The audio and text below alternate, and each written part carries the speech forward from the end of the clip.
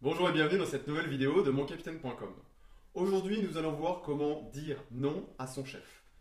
En fait, il y a plusieurs façons de dire non à son chef, mais je vais vous en donner une qui est plutôt efficace.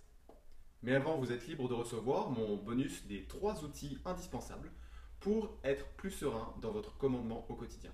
Pour ça, il faut cliquer sur le lien qu'il y a dans la description de la vidéo ou en bas d'article si vous êtes en train de lire l'article. Alors, comment dire non à son chef? Eh ben, pour pouvoir dire non à son chef, avant, il faut construire sa relation avec son chef, de façon à ce que vous puissiez lui présenter les choses, le faire réfléchir, le mettre devant ses responsabilités pour qu'il puisse revenir sur sa décision. Le truc, c'est qu'il faut envoyer un point de situation à votre chef toutes les semaines. Je vous conseille de le faire le jeudi en fin d'après-midi. Vous récapitulez tout ce qui a été fait pendant la semaine. Vous le faites sous le format du SMEP, situation, mission, exécution, point particulier et place du chef. Ça, c'est ce que je vous conseille, mais vous pouvez adapter et faire le canevas que vous voulez du moment qu'il vous convient et qu'il permet d'exprimer toutes les choses que vous avez faites pendant la semaine.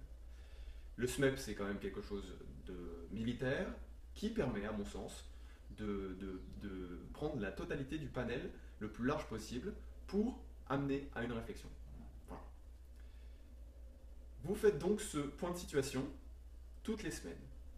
Et moi, si jamais je suis votre chef, si je reçois toutes les semaines un point de situation régulier qui montre que vous êtes à jour, que vous suivez les choses, que vous êtes rigoureux et organisé, je vais être plus attentif à ce que vous me demandez.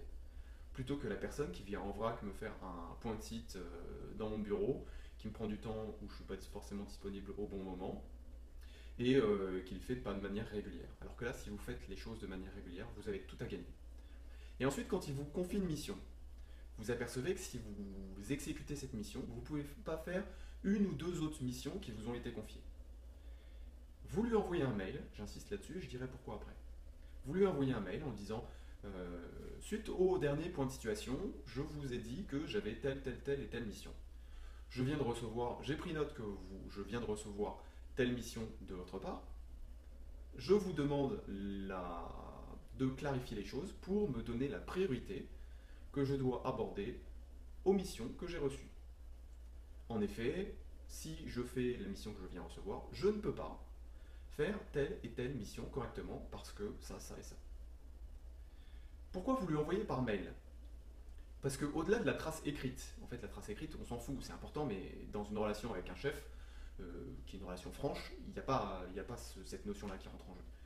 Mais au-delà de la trace écrite, il y a le fait que vous lui permettez de recevoir quelque chose qui peut le regarder à tête reposée, avant de vous recevoir. Donc ça lui permet de prendre de la distance, et ça lui permet de réfléchir. Et ensuite, quand vous arrivez pour lui parler vraiment de la mission que vous avez reçue et que vous ne pouvez pas faire, eh ben, il sait exactement de quoi vous voulez parler et quels sont les tenants et les aboutissants. Et comme vous avez un background derrière avec des points de site réguliers, il sait que les choses sont carrées, précises et il n'hésitera pas à vous retirer une mission ou vous donner ses priorités. Le but principal, c'est que lui, il s'engage. C'est pas à vous de prendre ses responsabilités, de choisir parmi telle et telle mission quelle est la plus importante. Vous devez mettre votre chef devant ses responsabilités pour qu'il prenne des décisions et vous dise ça c'est la mission la plus importante, ça c'est la mission la plus importante, ou celle-là. Voilà. J'espère que cette vidéo vous a plu. Si vous avez des bonnes pratiques, n'hésitez pas à les partager dans les commentaires de la vidéo. Je suis preneur de votre feedback. Je vous dis à très bientôt dans une prochaine vidéo. C'était Rodolphe de moncapitaine.com.